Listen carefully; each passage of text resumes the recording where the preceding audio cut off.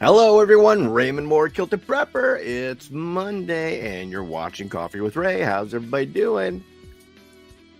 Good coffee this morning, folks. Yep. So let's see here. Saturday night, we went and saw Dune 2. And, you know, I'm not going to give any spoilers or anything like that, but I have to say that I wasn't too pleased. And yeah, that might surprise a lot of people and everything like that. I'm enjoyed the series, enjoyed the books and everything, and I have to say that I was a bit disappointed. But we still had fun. Went to a wonderful Mexican place, and here where we live, there isn't very much good Mexican food. And yeah, this place was outstanding, and we loved it a lot. So a lot of fun, a lot of good time. We really enjoyed ourselves, and it was just nice getting out. Where normally what we do is, we'll do some sort of evening home and everything. We got a nice sound system, big huge TV, and I'll usually cook something really nice and everything. But it just felt nice getting out, and we both wanted to see Dune 2. And I happen to be a big fan of the older one with David Lynch, and so yeah, kind of disappointed. It was still a good movie, great cinematography, great effects, great scenery and all that other stuff, itchy nose and things, but it was still a great time, and we really enjoyed ourselves and things. So hey Holly, how you doing? So today's topic is Here Am I, Send Me. And the reason I say that, and it kind of falls back. Last week I was talking a little bit about First Peter 3:15. Always be ready to share the hope that's within you, meekness and fear. And this actually comes from a verse in Isaiah. It says, "Also heard a voice from the Lord saying, Whom shall I send? And who will go for us? Then said I, Here am I, send me." And a lot of times people think that, they need to go to deepest, darkest Africa or something like that and everything. And if we read in the New Testament, Christ talked about, go to Jerusalem, Samaria, and then the outer parts of the earth. And so many of us forget about that Jerusalem part, that part where we're staying here and things. But what does this have to do with prepping? And I'm really surprised about this mentality that so many preppers out there, and I'm kind of talking to the Christians out there, the Christian preppers, in that, oh, everything's mine, and I got to do this, and I got to hunker down, and I got to, all these other things. And that's all fine, dandy, and wonderful.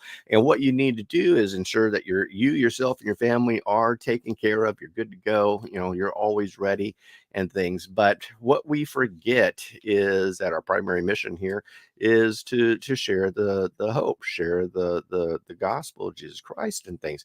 And how can we do that if we're not prepared? And so the thing is that once we are prepared, once you are doing so well, and we have our our nice pantry and pew pews and sharp pointy stabbing things and all those other things that we tend to get and prepare, we've pretty much done the job. We're pretty good. Now again, yeah, excuse me. I'm not saying that I don't still continue to prep and everything. I'm always continuing to prep, always doing stuff and things. But what we forget is that how can we help others? And because again, we get to a certain point where our preps are doing really good. And what we need to do is we need to focus that we need to be helping others. Once we're in a good position and everything, what can we do to help our neighbors? What can we do to help our communities? What can we do to maybe help our churches? Things like that. And if you're not doing things like that, all you're doing is just kind of being selfish and not really helping out. You're not really being there for others. And again, I in that Isaiah verse, who here I am, send me. And again, go ye therefore. I mean, there's just tons of verses out there talking about going out there, sharing God's hope, God's love, and being there for others. But again, we need to be in the position to do so. But when we are in that position, then why aren't we doing it? And so it's an attitude that kind of really surprises me with a lot of people out there who call themselves preppers. They've just become very selfish, very self-centered, and basically screw the world, and I'm in it for myself. And what we need to do is we need to start looking for those opportunities, those areas that we maybe we can mentor someone. Maybe there's a family out there that's interested in prepping, and and I know when we first began prepping, man, it's like, eating the elephant. It's huge, it's daunting and everything. But why not start mentoring people? Other things that we can do is, do you know some seniors out there or something? Maybe they need a lawn mowed or something. And, why not help that in that arena and things? And so, why not be of service to others when you're basically got your act together, help others get their acts together as well. And when you're doing that, what you're doing is you're showing yourself, you're showing, the love for others, love of God that's within you. And that slowly opens up the door to share with others about the love of the Lord, and then also that the love of Christ. And so by doing these things, we're going to have a much more rounded life, much better opportunity, and things will open up to us because we are helping others. And in the long run, this kind of sounds selfish as well. But what you're doing is by doing things like that, you become that somewhat leader in your area, and you're creating a MAG group as a mutual assistant group where you're all starting to work together and everything. And if you look at during the Great Depressions, it was friends and families and neighbors who really helped taking care of each other, helping really just cover each other and help each other. But if we are able to do this, be ready to share the hope with others, then we're doing pretty good. And so if you've got this mentality, it's me first and the world, who cares, then kind of maybe change that attitude and everything and start asking God, hey, God, here I am, send me. What can I do to better my area, my neighbors' lives, my community, my church, so forth and so on? And so I really want to challenge you this week. Think about this. And again, the verse is from Isaiah. As also I heard the voice of the Lord saying, whom shall I send, and who will go for us? And Isaiah said, here I am, send me. So think about that. What can you do this week to maybe help someone out? And it doesn't have to be huge and everything, because a lot of times people think, oh, I need to go to deepest, darkest Africa and all this other. No, you don't. Maybe you just need to walk across the street to the neighbor's yard and help them or something.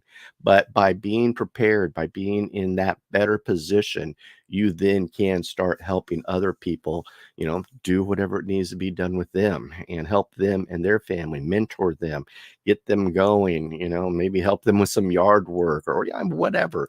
But by being there for them, you are then stepping up and becoming that leader in your community.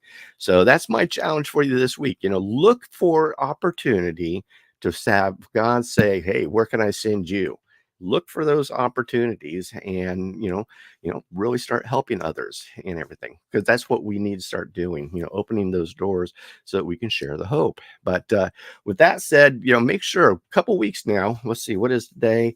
Yeah, about a week and a half. I'm going to be at the Preparedness, Homesteading, and Bushcraft Expo in Hinman, Kentucky, and we are going to have a ton of speakers and well, a lot of classes too. I know that I'm going to be teaching some dehydrating classes. I'm super excited about that.